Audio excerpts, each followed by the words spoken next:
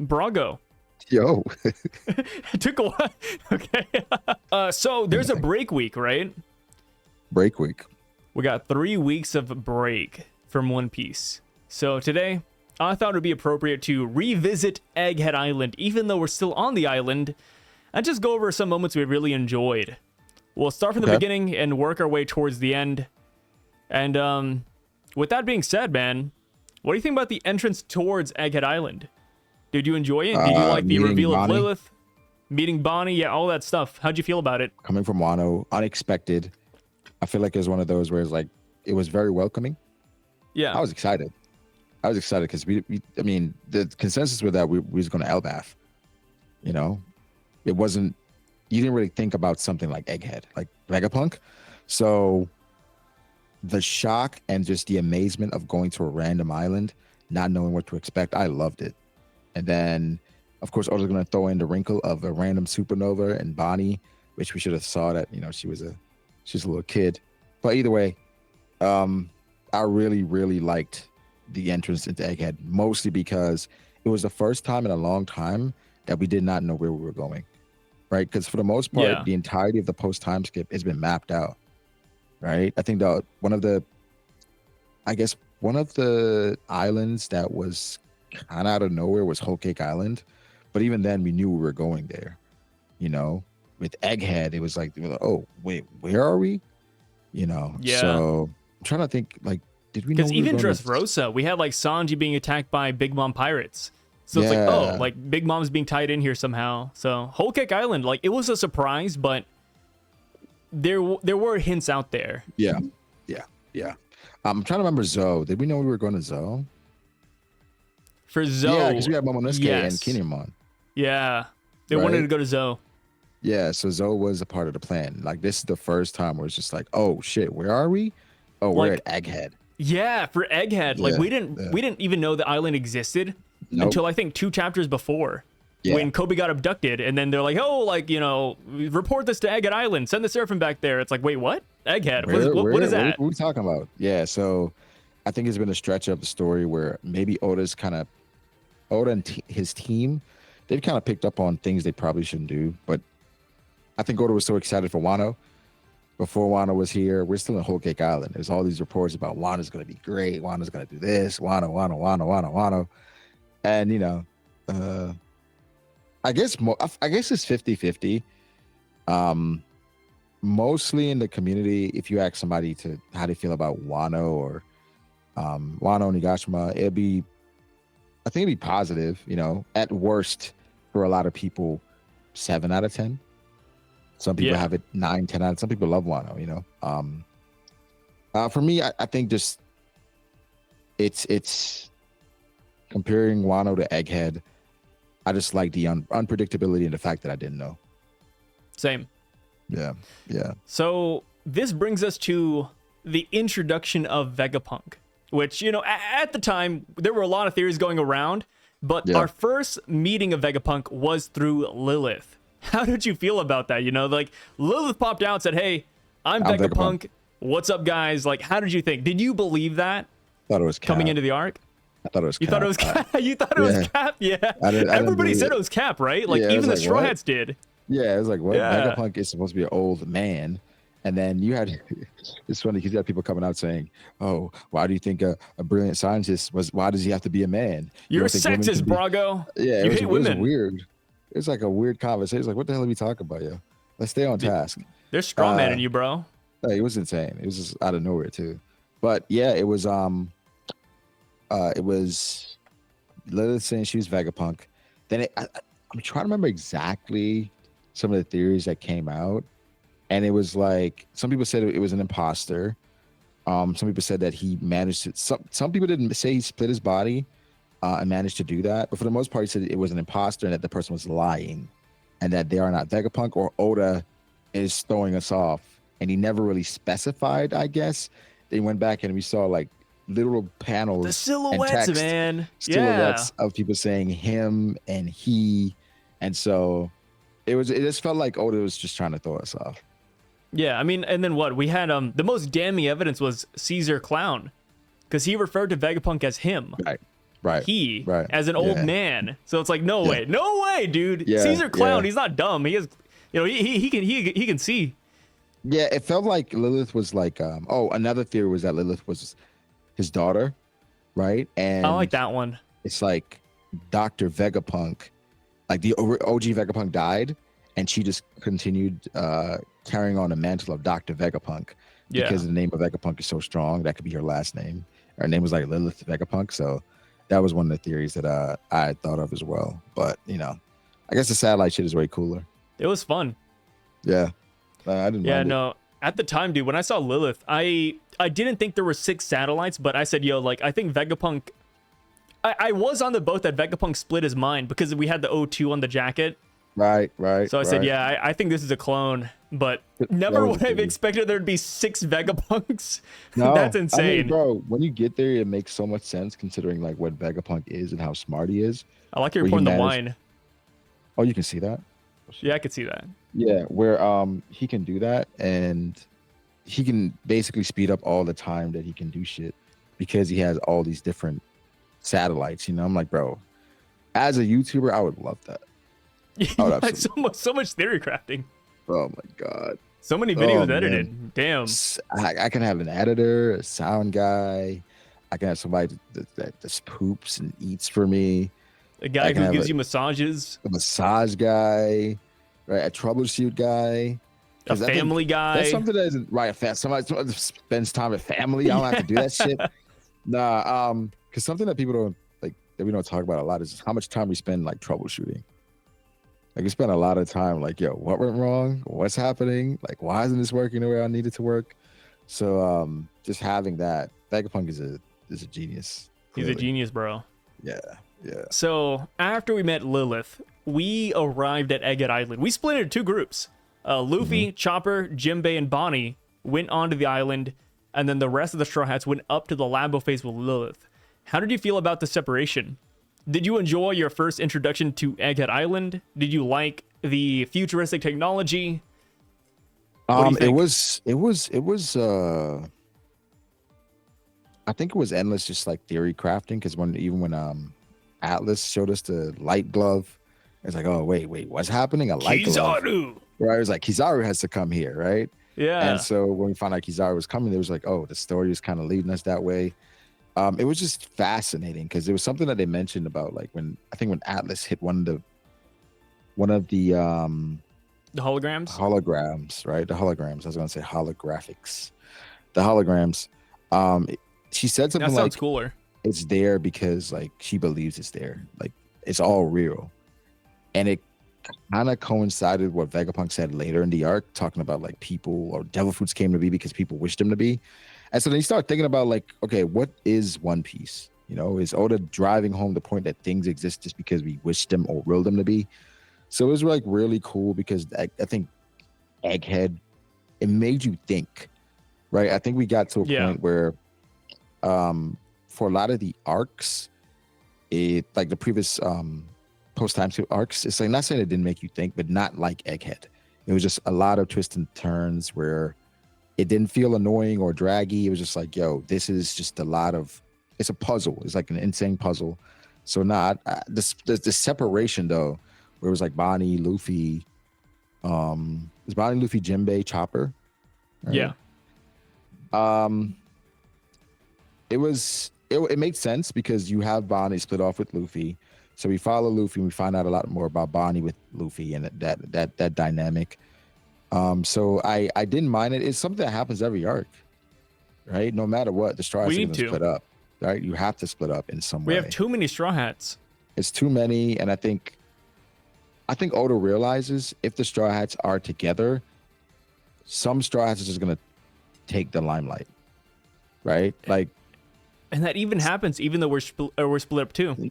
Yeah, some of the Straw Hats just take the limelight. Like, this is JJK, but I'm not going to spoil, but we're at a place in JJK where it's a lot of like prominent characters, and then even in the midst of that, some characters just outshine the prominent characters. Yeah. And so it's just like, you kind of have to separate them so that each character has their moment, and that's what Oda typically does that. Like I remember Zoe when Luffy just ran off by himself. This is like he just ran off, and so it's just It's just those things that happen. So I didn't mind it. It was like a very interesting group with Luffy, Jinbei, Chopper. I mean, Luffy and Chopper, I mean, they're always a great time. Jinbei, it's weird, but Jinbei still feels like Otis trying to find his place on the crew. Yeah, like he You know? doesn't. He feels like a crewmate, but he doesn't at the same time. Yeah. You can tell like Otis He's like, okay, still what a am I gonna do warlord, with him? bro. I don't know. Yeah, like what am I gonna do with him? You know, but I think Jinbei is probably, I don't know, one of the safest characters to like, just because he's no gag really, right? Yeah. No gag. No, he's a great character. Just He's just logical. weird because like he has experience, but also he's very strong. Like putting him in the crew, it feels strange. Like for Yamato, like let's say we replace Jinbei with Yamato. Yamato is strong, but she has no experience, you know? Like for Jinbei, it's very different. Like it's a hard character to balance. Remember I told you before I was working on a Yamato. What if Yamato went with him? I wish, bro. I pray every day. Where did I get up to? I think I'm like 3,000 words in, and I got up to like Rob. wait. What do you mean 3,000? Like episode 3,000 of like Yamato joining? Words. Yeah. Oh, so it's like okay. Writing the script of Yamato and like. I thought you meant like 3,000 events. videos. No. So it's like changing the events of it happening, and I got to like Rob Lucci showing up. Yeah. And at this point, she goes with Luffy and Luffy's group, like she was with them. But then it's like, okay, what does Yamato do here once Luffy's fighting Rob Lucci? Because it's like she's such an outlier, but the thing is, she makes the arc more interesting because she doesn't know anything. So like the Navy, like a lot of the stuff that they're finding out in Egghead, she's finding out at the same time, because like she's like, what is this? This is insane. And they're like, I don't know what this is. Kizaru, you know, right? Logia, right? you know, like Logia, what is that? Yeah, and so light guy. Yeah, she's never really faced. I mean, she faced Green Bull, but she never really experienced Logia powers, I guess. But she has insane battle sense. But it'd be interesting, more interesting if Yamato went. It just would feel like super overpowered, just because of how like strong the Straw Hats are perceived to be. I mean, look what Zoro did to Lucci. I mean, he didn't like embarrass him, I would say, but like he took care of him handily. And Rob Lucci was Luffy's previous opponent, so people only use one thing when it comes to Yamato and strength. Well, she held off Kaido. That's what people use. And so like until these characters can hold off Kaido on their own, the same way Yamato did, they put these characters over her. But I'm just like, that's that specific matchup for me. Yeah. That's that specific matchup where that's her dad. She's been facing him her entire life. She understands his tendencies, all that. They're like, well, but that doesn't stop how hard he hits. Yeah, but she can kind of. She knows what's coming. She knows what's coming. She can kind of, I think, lower the impact of some of the hits. And the difference, I have it ranked with Zoro, Yamato, Sanji. And the reason why I have Yamato or Zoro over Yamato is mainly because of battle experience. I think if it comes down to it, if it's like a fight to the death, I don't think there's no way Yamato is beating Zoro, in my opinion. I think it's just Zoro has been through so much and been in so many situations. The difference is negligible, where even if you think Yamato is stronger, if I think Yamato and Zoro are probably around the same, I think Zoro just has more in his bag where he can pull from to come out with a W. Where Yamato, she's been on Wano, you know, and all that, but not like she hasn't been in the trenches like Zoro. Zoro's one of those guys who's really stubborn too. Yeah. Like, dude, Zoro, Zoro would claw his way back up from hell to beat you. To put Zoro down. It takes a lot to put Zoro down. Dude, you could kill his body. Dude, he's ghost with Honshu, bro. Come on, bro. It would be over. I don't know. Even all like his bones broke, and he still managed to get Ashura off on Kaido. So, no, I think if it comes down to it, I think Zoro and Yamato are comparable. But a fight to the death, I got my money on Zoro. On to the next point for Egghead Island. Vegapunk. We see all of his satellites. He is revealed. He's an old man. He has an apple for a head. He has the brain fruit. Yeah. What'd you think, man? Did you like his reveal? After 20 years, did you like Vegapunk's reveal? We knew him longer than the Gorosei. Yeah, he's been around for a while. He's been mentioned for a long time. He was first mentioned at Alabasta by Mr. 4 and Miss Groundhog's Day. Chapter. Wait. They did not specify him by name. Okay. But they called him a Navy scientist. What chapter? I actually don't know off the top of my head. Let me see. I think it's 190 something. I don't remember. But I'll look it up. Yeah, Vegapunk, him looking like Albert Einstein is perfect. Sorry, it looks like you're looking at my screen. It looks like you're looking through my screen. No, like I'm looking to see when he screen. first appeared. That's insane. So they first named him in chapter 684. But 680. Oh, that's when he's named. Yeah. Yeah, named. But they said Navy scientist and researcher way beforehand though. Yeah, so yeah, they did. If you take Navy scientist at hand, then it's chapter I think you're right, like 180-ish. Yeah, it's around there. But him looking like Albert Einstein makes a lot of sense. Makes a ton of sense. I think it's perfect. I think him having an apple for a head, like nothing is strange in One Piece necessarily. We kind of look at it, we're like, okay, he has an apple. Like, all right, yeah, sure. apple, cool. Bro, we have long legs, long arms. Like, you're so many races, bro. So many races we could just eliminate. Races. Yeah, so many unnecessary races here. That video never got released, you know that, right? Are you gonna drop it? I deleted it, bro. I had to. So for context, anybody watching this video, me and Brago made a 1.5 hour video talking about all the races that should be eliminated from One Piece. I was editing the video and I said, you know what? I don't think this video should ever see the light of day. I think we were both kind of tired too, so we were just throwing shit at the wall. We were super racist, bro. Yeah, it was a very racist video. I deleted it. I said this is too much power, bro. Yeah. This is too much power for anybody to have. Yeah. It's a racist short. No, I mean I think that's the best thing for any racist to do. Just like make a video about it and delete it, you know? Yeah, it's like writing in a diary, you know? Right. Just get your frustration out. Like, damn, this guy messed me up. Yeah. I don't like long legs. Out. Yeah. Yeah. No. But seeing Vegapunk, it didn't bother me. It was just like, okay, he has an apple on his head. It's not the craziest thing. You know, it's not. Yeah, it's not the. I think when I saw him in a flashback, I was like, "What the hell is going on?" When you saw his head, it was like, "Yeah, this is crazy." And then see the anime, and then he has those dead eyes. Right. It's like, whoa, this is insane. Like, what the hell? But I did. I just thought it was genius for Oda to use that aesthetic for Vegapunk. I liked it a lot.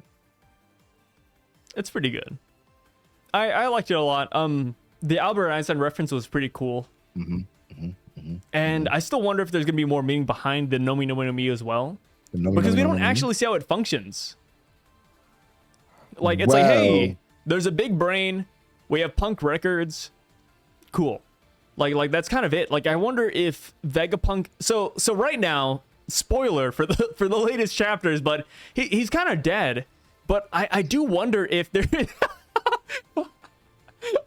I do wonder. That's crazy. Imagine somebody came to you like, "Hey, I know you love your dog, but it's kind of dead." You know? Yeah, he's kind of dead right now. But I do wonder if there's an awakening to it. Like, so we have Luffy, we have Doflamingo, Katakuri, Yamato, Lucci, all these guys.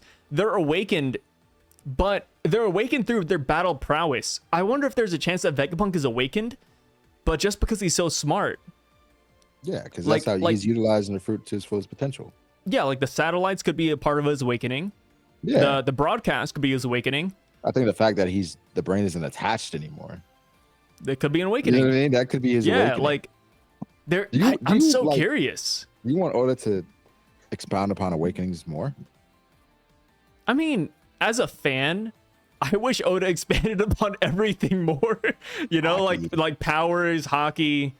Dude, give us like the sand, power level even. I feel like for us, awakenings, it had gotten to the point where it was just like we were looking at awakenings for Delphi users like a Bankai, where it's like, of course if you're a top tier, you're gonna have an awakening because that's like the next step, right? If you don't, you're And weird. yeah, and then it's insane that we left Wano and quite a lot of people feel like, wait, is Kaido awakened? We You're don't know, questioning dude. it, right? It could have been an SBS question, bro. Like, I don't know. Like, somebody asked Oda. I guarantee you, somebody mailed Oda and said, hey, is Kaido awakened? And Oda said, well, I'm going to ignore this one. Yeah, because maybe plans on explaining it. But I mean, if I had to bet money, I'd say yeah. I'd say no. Whoa. But Yeah, Kaido had all the tech about awakening. Hey, he's doing this, and he's not awakening himself. I don't think he is, bro. I don't know if you ever saw, like, I did a video with this TikToker called Iconic Nav. He had a theory about Kaido, saying Kaido didn't awaken because awakening was basically when your mind caught up to your body or something like that. Something Kaido said. He said Kaido's mind never caught up to his body because he always wanted to die. And for a dragon, they are a symbol of life. So basically, he never assimilated with his devil fruit. And then I think to add on to the theory was that Kaido never wanted to eat his devil fruit because Big Mom gave it to him to save his life. And basically seeing how he's more than likely a fanboy of Roger, I think Kaido wanted to go through the world as a strictly hockey user. And then eating the devil fruit, he kind of feel like ruined him. Yeah. I like that. Yeah. Yeah. So he never awakened because it was never something that he wanted to do or what he wanted to be. I personally like the notion that Kaido never awakened, simply because that means that the next time we see Kaido, he'll have a higher level. I want Kaido is crazy. Yeah, dude. I mean, people see. So I say that, right? I'm like, hey, Kaido's not awakened, and people see that as a bad thing. But I'm like, no, dude, that's a good thing, because that means that the next time we see Kaido, he's gonna be even stronger. You know, like he has not hit his peak, and I feel the same way for Big Mom. What if he's dead? Like, so after we see Vegapunk, the next thing that happens is that CP0 shows up. We have Kaku, Stussy, and Lucci. Dude, you know me, dude. You know me, bro. I was hyped for Lucci and Kaku, man. I was so excited. Like, my boys are here. Like, I love Eni's Lobby, my favorite arc. I love the cover story. I like the whole dark justice concept. Like, when I saw them show up, it felt like a fever dream. It was one of my favorite chapters, even though he lost. You know, he lost to Luffy. But all I gotta say is, who wouldn't lose to Luffy? Put anybody else in the ring who isn't a Yonko, they would lose. That's just how it is. So I think that Lucci, his arrival, Kaku, his arrival, the fact that they're awakened. Nah, dude, I was living large, man. Dragon? Well, I mean, that's the world's strongest criminal, dude. Come on, dude. The hell? The world's worst criminal. Yes, I still got Dragon over Luffy a little bit. I mean, I do too, but like, you know. Yeah, it's hard with Gear 5. But nah, you're right. I mean, Lucci, again, he was throwing hands. He had a whole clash with him, you know, the little throwback clash, you know, like they did back then in Eni's Lobby.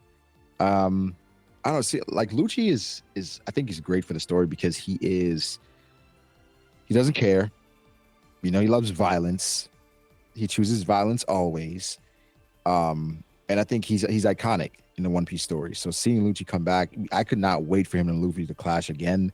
Of course, I wanted to, you know, gauge how strong Lucci had gotten. Seeing he was like a confirmed awakened user was interesting. Had the black sash and everything. Especially we saw like, you know, we saw who's who, Rob Lucci from Wish in Wano, and he was horrendous. Like, who's who was bad. Dude, isn't that crazy? Like, dude, we're over here debating if Kaido and Yamato are awakened, and then we have Rob Lucci and everybody. Oda said, yo, this guy's awakened. Yo, they're awakened for sure, man. They're awakened for sure. For sure, 100%, man. It's funny because when I was talking to Vincent Shanzard, he said there's certain things that the anime director comes to you and say, hey, this has to happen. Like, this definitely has to happen. And that feels like, and if it's some things, they're like, oh, just have fun with it. Dude, You And know what's funny, man? Dude, the craziest part is that the anime is gonna go crazy on Rob Lucci because they brought Ishitani in, and then for the preview for the next episode, they got Lucci taking off his full jacket, flexing. dude, He's like know a kung Rob fu Lucci's gonna go master. insane. Yeah. That's so stupid. I love it. It's gonna be beautiful. I can't wait It's for beautiful, it. I mean, bro. I think it's perfect Man. because I need to catch up. it's like Oda's combining arcs, right? He combined like Enies Lobby, some of Sabaody, and so we're getting like all of like some of our favorite things happening in this arc, and that's not even including all the stuff that happened outside, within the Egghead arc, but outside of the Egghead Island. So it's, I mean, because we didn't talk about the stuff outside of Egghead either. God, because we had the Blackbeard and Law. I'm debating even bringing that up. Like that. I feel like that's such a different basket. Kobe and Garp, and now Kiji, and then he had Kid and Shanks. Like Egghead is a marvelous damn, arc. Dude, fucking Reverie, man. Arc, come on, it's a marvelous arc, bro. So, I don't know. This is everything we waited for. Do you feel like it's already top 10? Obviously, it's already top 5. Oh, you don't think it's top 10? It's top 5. Oh, that's what I was gonna say. I think it's top 5. I hate ranking One Piece arcs. I know you love it because you hate Sir Village, but yeah, I don't like you absolutely hate Usopp. You hate Captain Kuro. You hate Kaya. You hate Sammy and Butchie. You hate the Black Cat Pirates. You hate the slippery slope that Zoro fell down. But I mean, personally, I other than you, I struggle.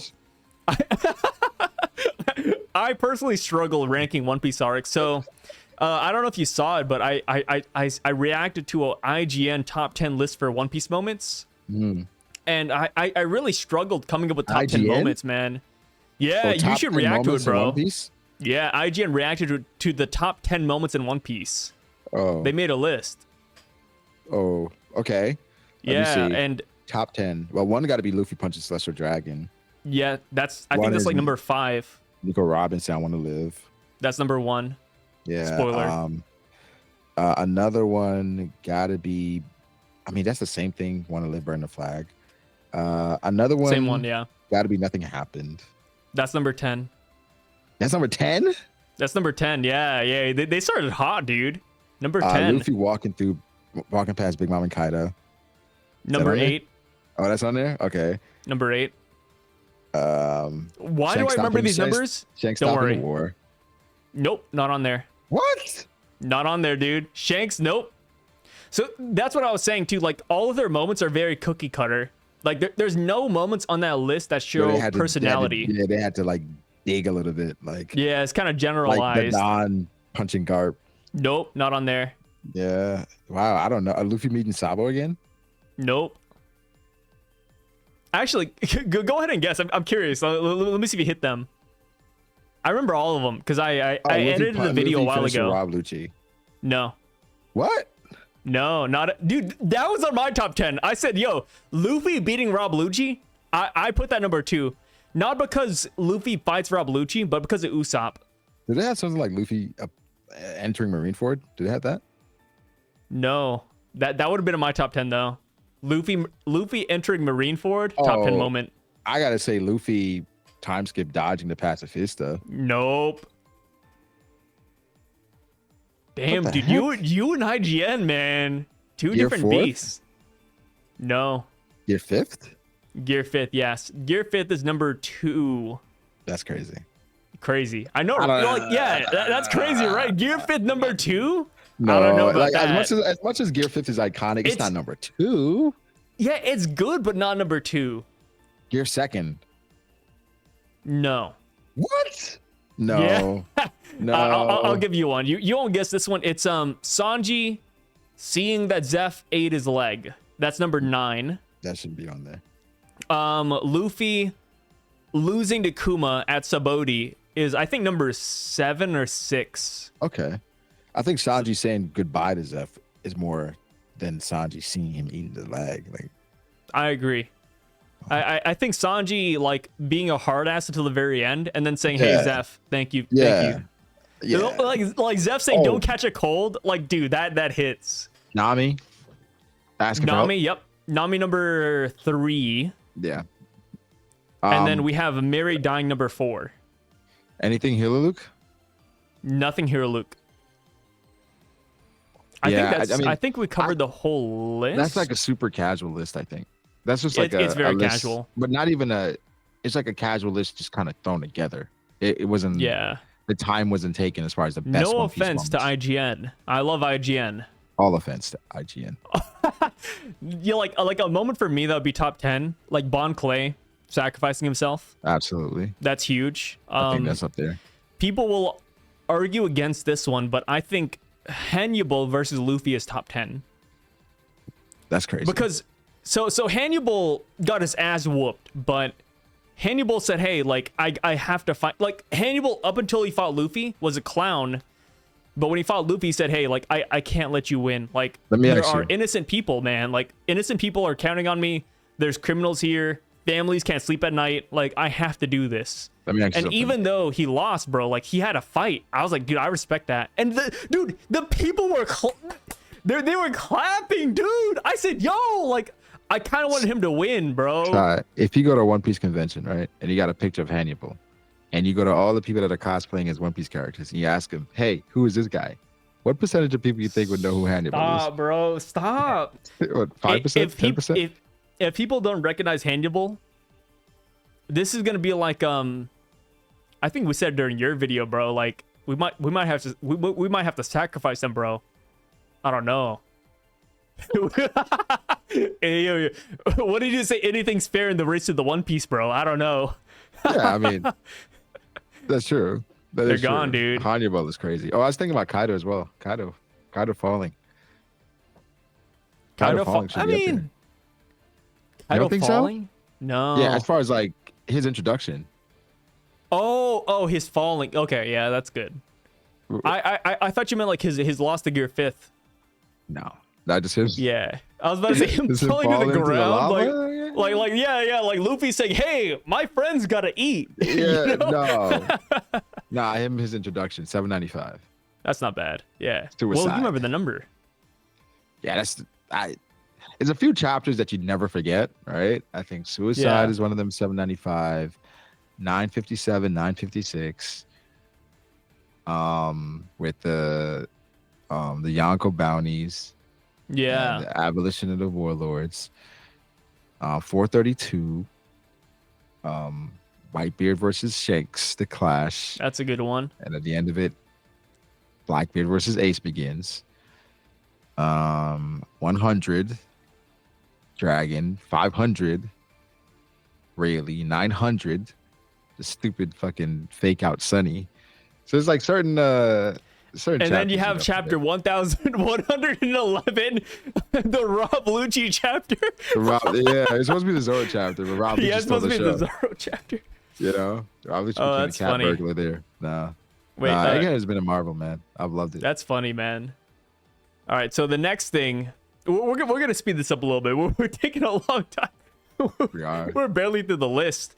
We'll keep this with Egghead Island. We won't get into like the outside events, but the next thing we have is the Labophase death game, where we got introduced to the traitor, York being the traitor, of course, the Seraphim going rogue. What did you think about this? And right before we get into it, give me 1 second. I need to go pull my sausages out of the oven. Okay.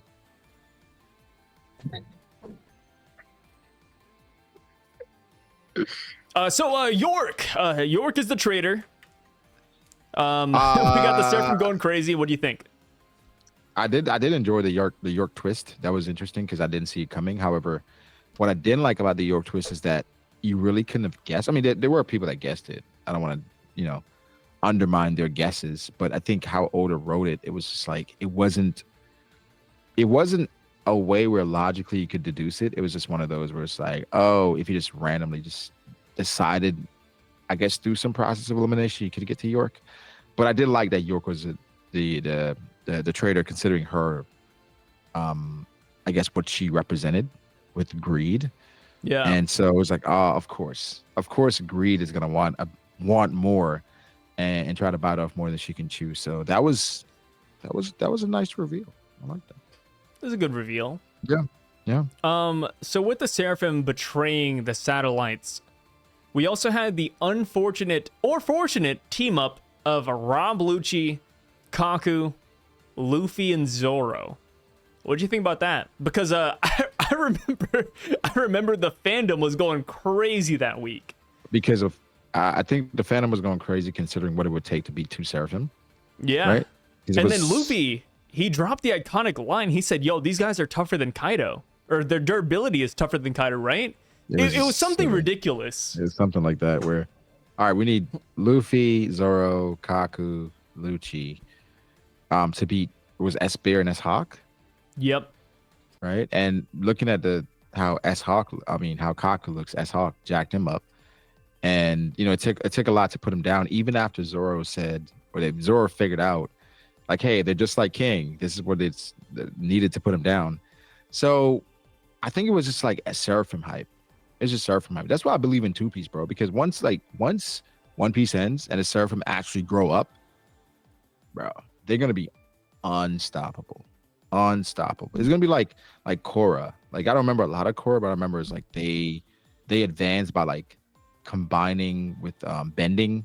It's like different levels of bending and shit just got better, and then they got like different tools and shit like that. It's gonna be like that in One Piece, bro. But with Seraphim like using hockey while having the Lunarian blood and having what is Kuma again? Buccaneer blood? Buccaneer. They're gonna be unstoppable. Bro, Korra's so good. I can't wait till you watch it again just so we can talk about it. Do you like it more than Avatar? I guess you would, because it's more mature than Avatar. So you're a guy who likes villains, right? Love villains. Oh, you're about to mention Zahir? Dude, no. Well, Zahir, but Kuvira. I don't remember her. Kuvira season 4 of Korra. Dude. I can't wait to experience it. Don't tell me. That I'm not gonna say anything, but let me just say right here. Kuvira is the bee's knees, brother. Okay. Now I'm excited again. See, now I'm excited. Dude, now I gotta watch Avatar. Kuvira? And it gets to Korra. Wait. But you binged it though, right? I binged all of Avatar and Korra in less than 2 weeks. But after Korra finished, I also read the 6 chapters of the comic, and that made Kuvira even better. Avatar is a lot of fun to talk about, man. Like, so this isn't a spoiler. This is season, like, I think 3. Yeah. But they mentioned, they're like, hey, like, all of the villains in Korra, they're bad guys, but they all mean well. And I like that. Yeah, I don't think a lot of people understand. Like, even One Piece, it's kind of the same way. Like, these guys, like, they think they're good, but they're bad. Like Doflamingo, in his eyes, he's like, he's the GOAT, dude. Like, Doflamingo's looking out for the family. He's trying to do his best. He's trying to bring down the world nobles, but he's bad. Like, he's going about it in the wrong way. Dofi thinking he's good is hilarious. I'm not gonna lie. Yeah, I mean, like, it's like every villain, in their eyes, they're a hero. Like that's just how it is. And I like that mindset. Like, Korra actually addresses that. They're like, yo, like, Zahir, like, Amon, like, all these dudes, like, they think they're good, man, but they're not. Yeah, but they started well. They started thinking they're good guys. I think that's the thing, and I think it's going to be something similar for the world government. I don't think the world government started off like all that. Like, we want to have. There's like, no way. Rule, I think they wanted to be better and be the change, and they got high on power, bro. Dude, I think the same thing, because like, when you really think about it, when you contextualize it, 20 kingdoms and countries came together and said, yo, let's take down the ancient kingdom. Mm-hmm. Like, they had to have at one point think that they're the good guys, right? Like, there's no way they were always bad. Do you think the ancient kingdom was like the nicest kingdom, and they were sharing like their resources and their riches? Because something that tells me about the ancient kingdom, that they weren't necessarily bad, but they were ambitious. Like, let's say they were like Vegapunk, and they're like, yo, let's search for our own power source, and the power source would come at the risk of the world or something. And it's like, yo, like, we probably shouldn't go after this power source. This is really risky. Then it's like, yo, you guys aren't bad, but you're just super negligent and careless. Where Vegapunk is, I don't think he's a bad person, but he just sacrifices anything in the name of science. And so if there's somebody like that you can't have those people in power because they're gonna sacrifice every and anything. Yeah. You know, so No, I would like I for think it that's to what it's be like. where it's more context or more there for the ancient kingdom as opposed to they're just good guys. Because like what's good at the end of the day, you know? I mean, yeah, I mean that's the whole thing, and Oda's been showing this, right? Like, people don't want to agree, but like even the admirals in the Navy, like, yeah, there's a couple of bad apples, but at the end of the day, like they want to do good. Yeah. Like Kizaru, Akainu, like all these guys, like maybe not Green Bull, but you know, like a majority of these guys, like they think that they're doing good in the world. Fuji, you know, I think Fuji, if we had to look at all the admirals as like who's been good, we're gonna look at Fuji and Aokiji. Yeah. But I think now Like- we're not gonna look at Aokiji because he's with the Blackbeard Pirates. But you know, him letting Saul go, him letting Robin go, him letting the Straw Hats go, you know, him being feeling some type of way after Ohara. But Fuji himself, he, you know, prostrate in Like, front not- of Not all these guys are Kizaru. heartless, bro. Yeah, I think they're just like I said, everybody has their own way of looking at like what they think would make the world better.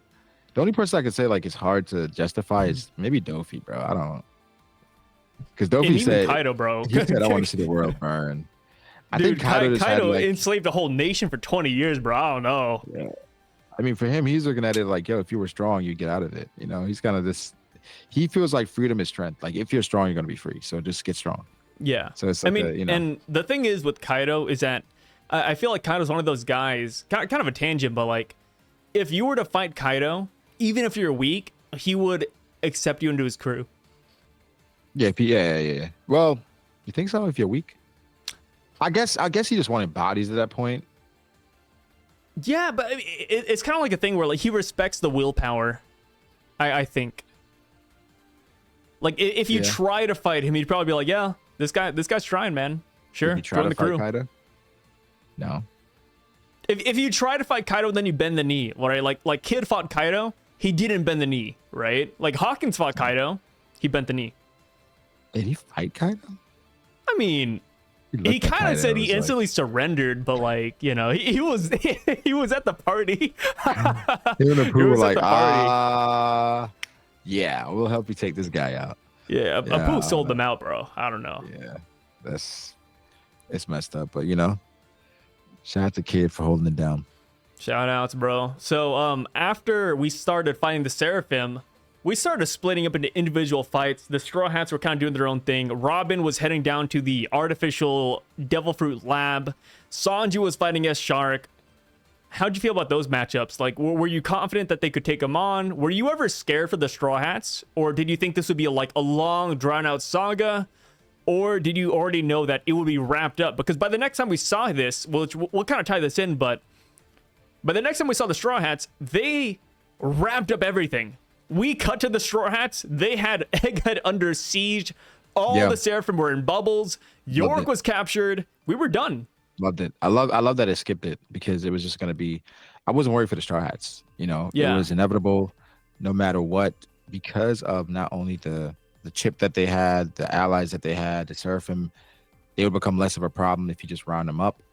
And so it felt like it was just something that had to just get done. Because imagine if Oda showed us all that, we would still be focusing on that, like to this day, because he focused on all those individual small fights, the Seraphim, what happened to Robin, what happened to Kaku. It was just like unnecessary stuff where it's like, you know what the outcome is going to be. And nobody cares to see Sanji fight S Shark because at the end of the day, that's like, those aren't the real antagonists of Egghead. So I think for me, I loved it. I love the fact that Oda skipped that shit. I hope he never really.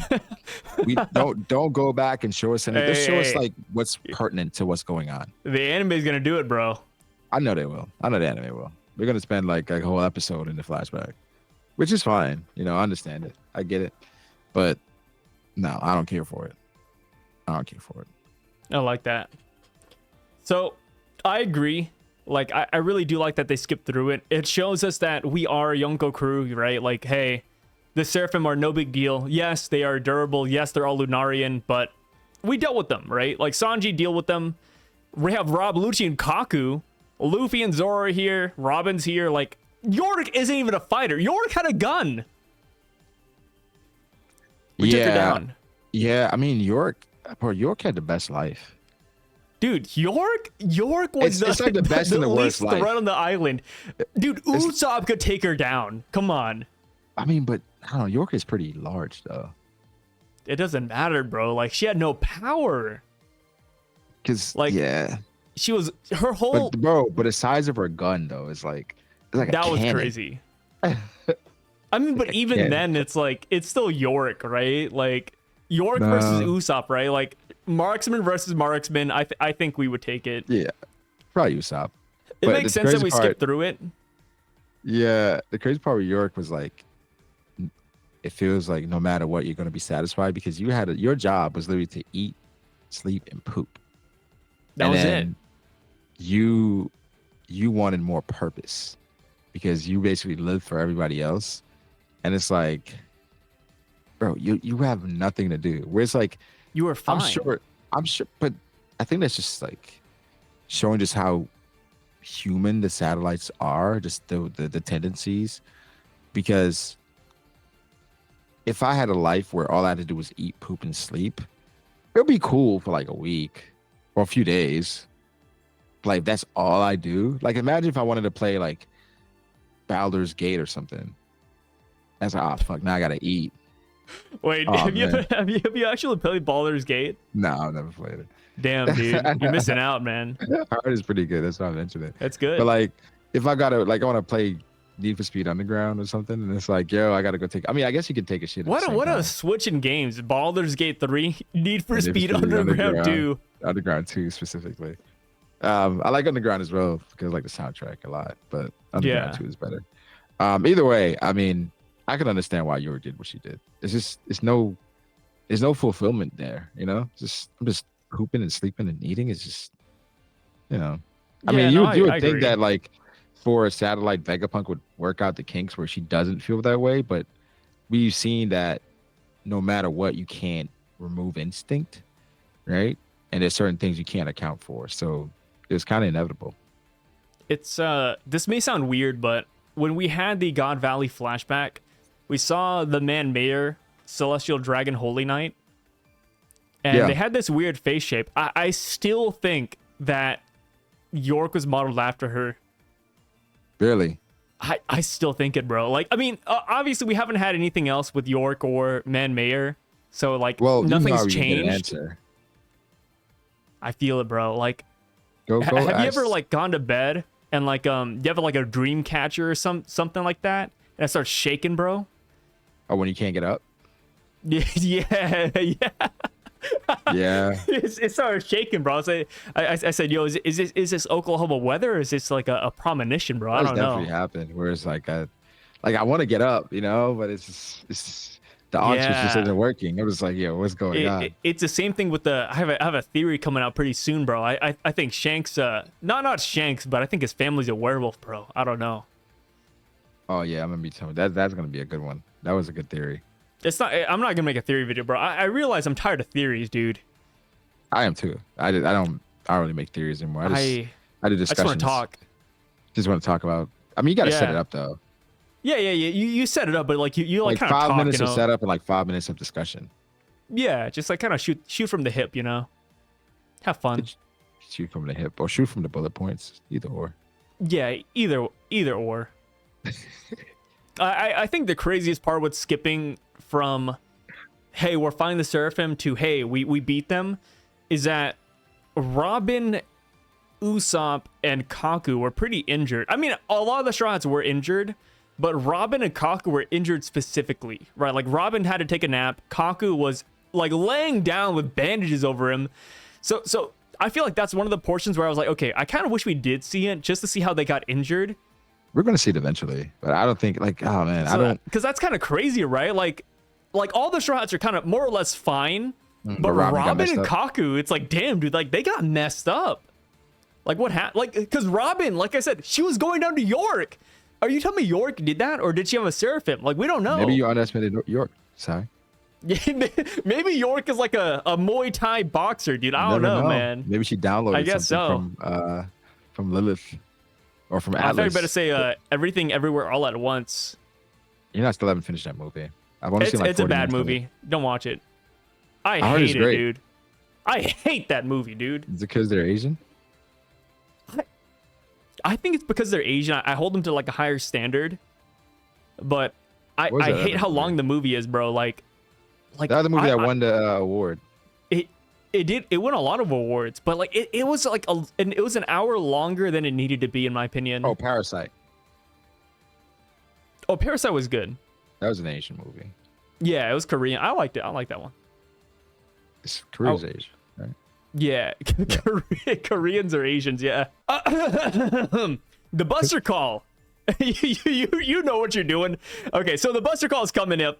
We have 9 Vice Admirals. Kizaru's on his way. Saint Saturn is hiding in the cabin. It's pretty cool, right?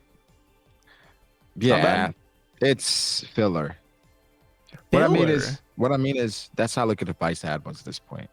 What do you, bro? What? Yeah, they're just like seat fillers. All 9? All 9.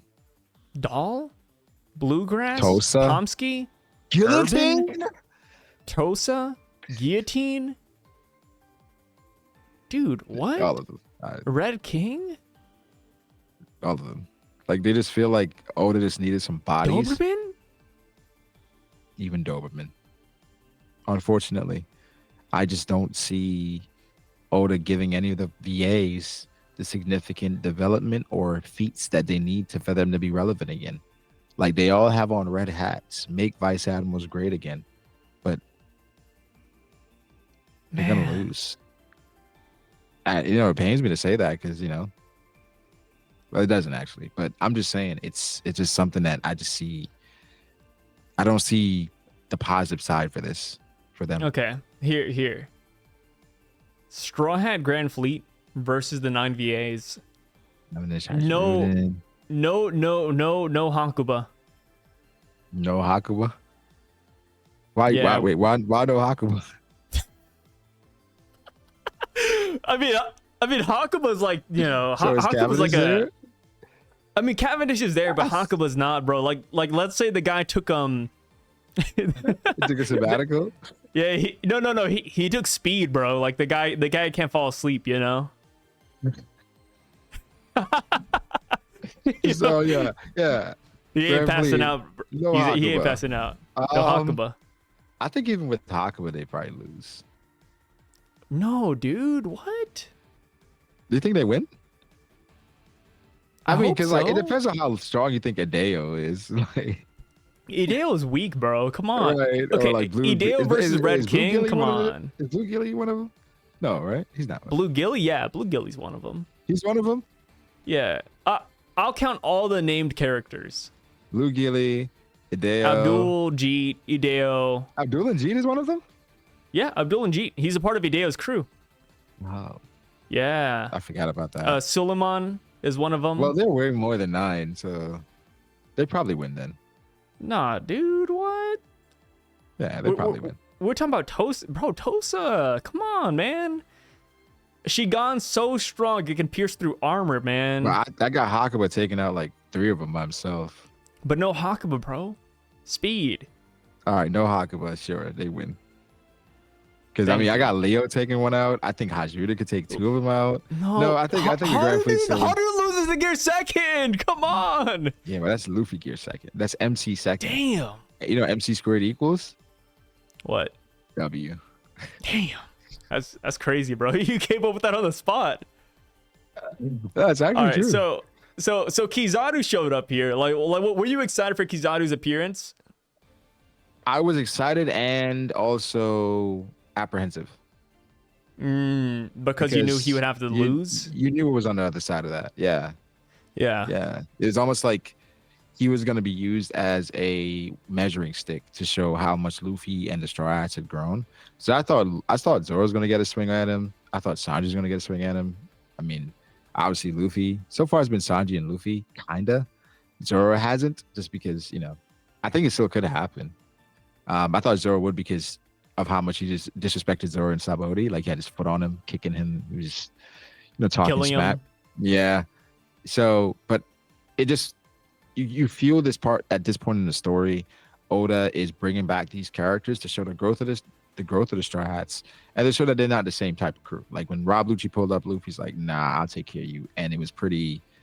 What I liked about that moment after he took care of Rob Lucci was a downtime. He's like, "Yo," he said something to the effect of, "You're not gonna do anything, or I'm gonna beat your ass." Remember that moment? Yeah. You know, He said, if you hurt my crew, I'll stop you. Right, No. He said, you're not gonna hurt my crew because you just can't beat me, right? Yeah, it was like, yeah, that's what it was. He was just talking smack. I thought that was so dope. And then Rob Lucci fell for it, bro. He said, "No, I'm gonna take you out first, then I'll kill your crew." That was good, bro. Like, how can you not like Rob Lucci, man? Like, that's so good. But He's then so he stopped. great. But then Rob Lucci didn't do anything until Kizaru showed up. Yeah. Which, you know, I understand it. But yeah, so Kizaru showed up. All that was hype, bro. I was there for all that. I was here for all of it. Dang. Okay, so the next two things we have, and then we'll finish off.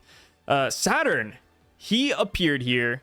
He gave us the Kuma flashback. He transformed into his yokai form. We saw he was awakened. Yeah, like the guy was kind of crazy. Conqueror's Hockey, game changer. Regen. I mean, the fact that, first of all, how he appeared is something we had never seen before.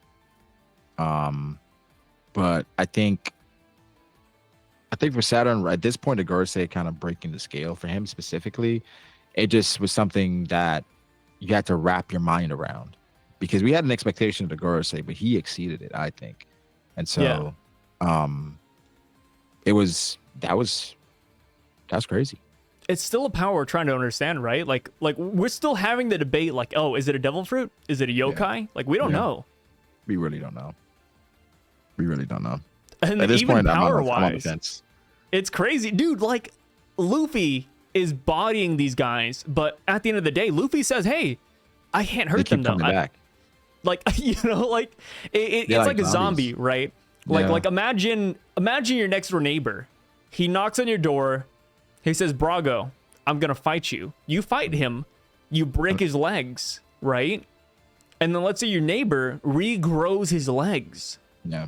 It's like, what do you do? It's like, daunting at that point. I don't know, man. Like, you know, just give him some sugar, I guess.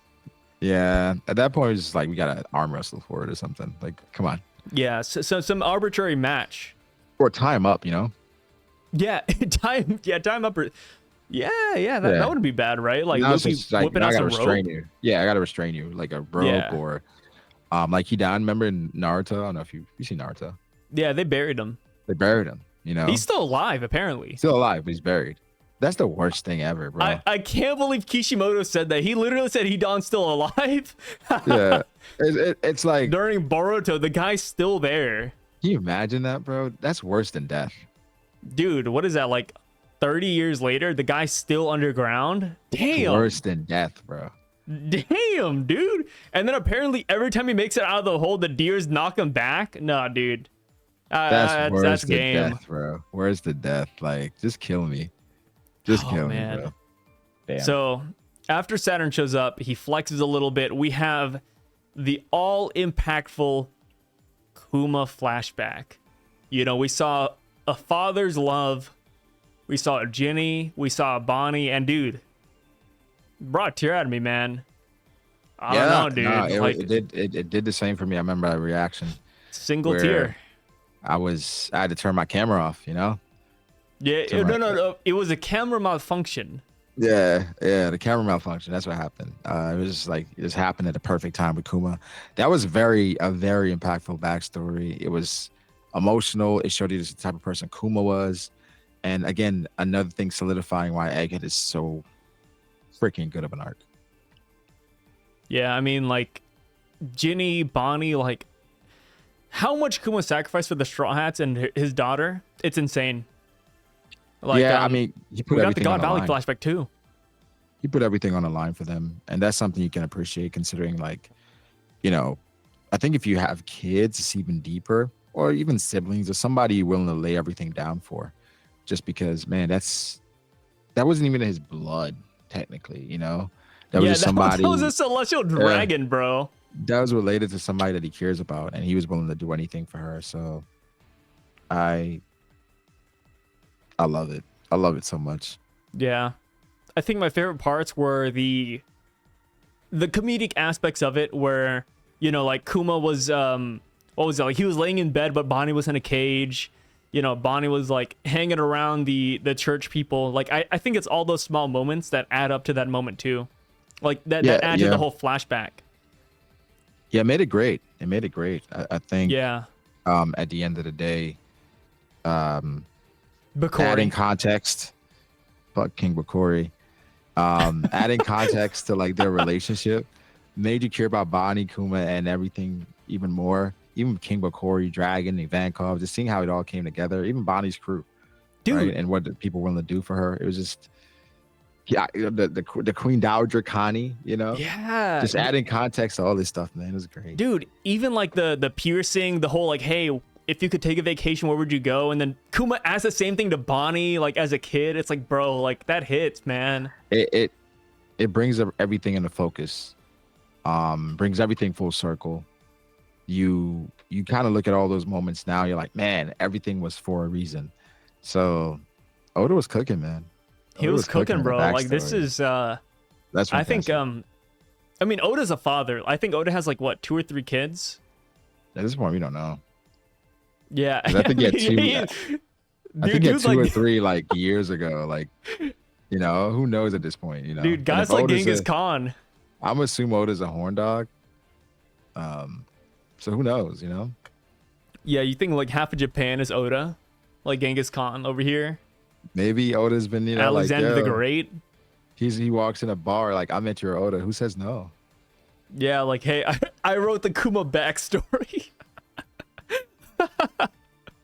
Who says no?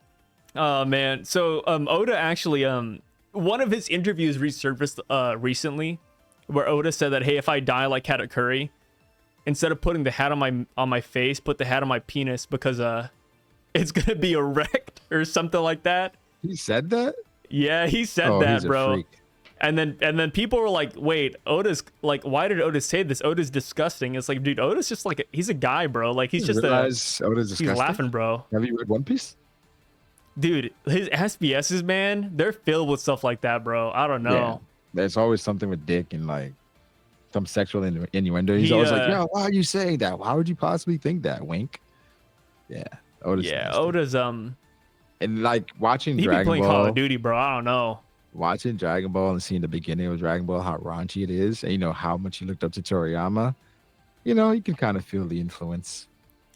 I remember the one Oda SBS question that always got me was somebody said, hey Oda, I learned that sharks have two penises, bro. Like, does that mean Hody Jones and Arlong have 2 penises? And I think he said Jinbei too, and Oda said Jinbei.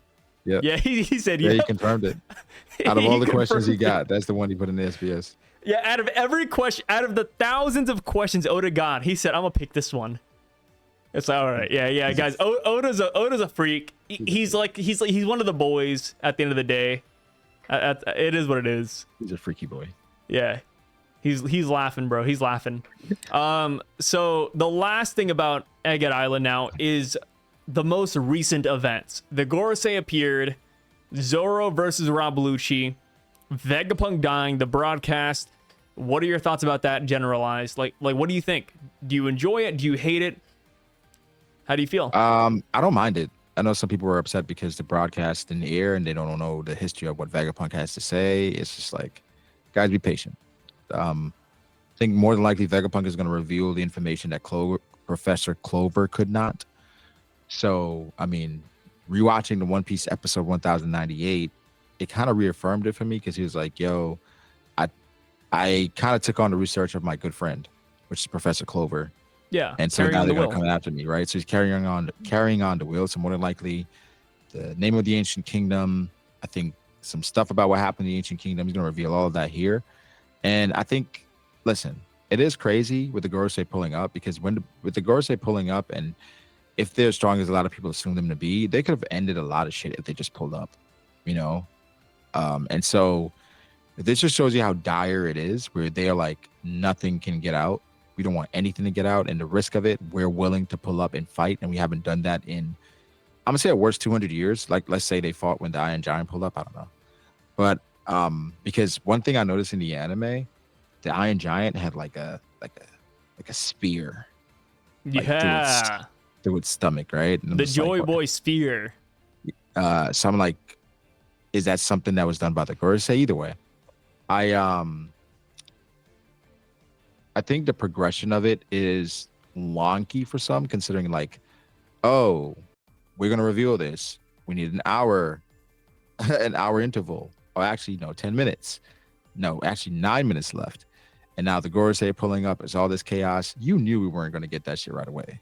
Like, come on, that's just how Oda works. It's gonna be a bunch of stuff. It's a countdown, and then we're gonna get like at the end of the arc, not even towards the end. At the end of this debacle is gonna be a info dump, and so I think it's just one of the things that Oda does at the end of the arcs: tension, build up, countdown, and then we get the climax. So I think we just gotta be patient. I don't mind it. I like that. I mean, that's a good Yeah. perspective. Like Yeah. we're used to countdowns, right? Like Luffy versus Doflamingo, Noah's Ark falling on Fishman Island, Wano. Marineford. Let's kill Ace. Let's kill Ace. Let's kill Ace. Or should Oh I say no, they Onigashima? died. Oh no, Yeah. they died. Oh no, they died. Dude, it's crazy, man. I mean, Like, yeah, it's like always a countdown. we're It's just conditioned. like, it's Alabasta. I feel like the dog, whenever the owner rings a bell, like I'm just running, bro. Yeah, I mean, It's the same thing. and I feel like I have on a shot collar too. Yeah, we're just conditioned to the timer at this point. And I would say this is the most gracious timer thus far. What, 2 chapters in, only 6 minutes left. That's not bad. 6 minutes left, but then we have a 3-week break. So Okay, yeah, okay. That's pretty bad if you take into consideration, but I mean, in general, it's not the worst that it could get. could be worse. The Gorosei pulling up, I think it was a great reveal. I love the I know there's debates going around, like, is it a yokai, is it a devil fruit? But I love the ambiguity of it. Yeah. Like I love that we're having this debate. I mean, I feel like that's what Oda wants at the end of the day. So it makes a lot of sense. There's so many moving factors here. We didn't even talk about anything that went on outside of Egghead Island, but everything is moving forward. Like, everything is getting crazy here. I mean, God Valley, just, I don't know, man. Like, it truly does feel like we're in the final saga. There's a lot of crazy stuff, and it's not gonna stop, bro. It's not gonna stop. It's only just gonna get crazier, and I am here for it. So, last question, and then we'll end off the video. Holy Knights or Gorosei? Who do you think is stronger? And let's just average it out. Like let's not draw specifics. Average Holy Knight versus average Gorosei. Oh, Gorosei. You think Gorosei? Yeah, I think part of the problem, part of the issue with the Gorosei is figuring out how to hurt them, right? So Yeah. I'm gonna say Gorosei, but I do think there are 1 or 2 Holy Knights on the level of the Gorosei. Okay. Yeah. That is really respectable. Yeah, I like that. Yeah. But I'm assuming one of average them would Gorosei. be Garling, of course. That's kind of how look at Admirals and Yonko. I think Yeah. the average Yonkos would be stronger than the average Admiral, but I do think Not they're, everyone is like, built the same. No, I do think there are 1 or 2 Admirals that can fight alongside the Yonko, and so I like that. yeah. Yeah, I think I'd fall in the same line. I do want to take it a step further, though, and say that I think all of the Holy Knights can regenerate. I Yeah. feel like this is going to be a gimmick that we're going to have to face through all the way through. Like, I feel like they're all going to have a way to hurt them, and we just have to figure it out. Whatever it may be, whether it's hockey, whether it's a special weapon, I'm not super sure, but I mean, we have no clue right now. Maybe we just throw them in the sea. Maybe we throw them in a duffel bag and throw them in the sea. I think that's tough. That's Yeah. tough. If all can regenerate, I think once we figure out the first one, then it becomes easier. Yeah. It's a gimmick, right? Like let's say it's like a werewolf, like silver bullet, right? We shoot a Gorosei with a silver bullet, he's hurt. Oh, silver weapons, done. I feel like it's something where once we solve it, everything else is solved as well. Yeah, I think that's the thing. Oda is building up just the unknown. It's kind of like before Doflamingo. We thought Doflamingo could fly, right? It was like, yeah, what is he doing? And it's like, oh, Oh he's my just God, attaching yeah. his To the string to the clouds. It's like Spider-Man.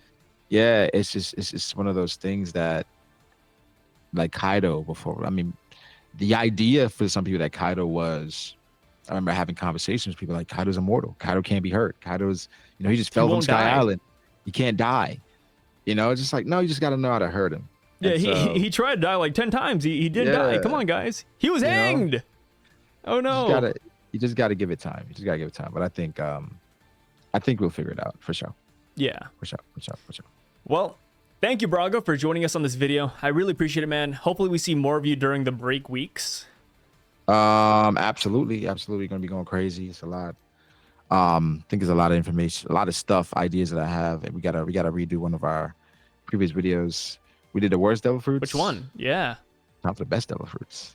Oh, snaps. Yeah. The worst one it did kind of well. Yeah, and it's still going. It's like one of those like that, it's, you can watch it anytime. It's not just chapter relevant. So Yeah. Whenever we do the best one, let me know like a day in advance so I can prepare a list. God, we spent like an hour making that video, man. Like before we even recorded. Sorry, keeper was like, you guys forgot. You guys, shut up. Yeah, like we spent like an hour on that, and people are still like, "Well, you forgot this one." It's like, dude, come on. There's so many. There's so many. Yeah. But Yeah. Nah, We'll do the best one. We'll do the best one. Absolutely. Nah, We got lots of having me. cooking. And of course, man, hey, thanks for showing up, and we will catch you guys later. All right. Peace out. See you later. Peace out.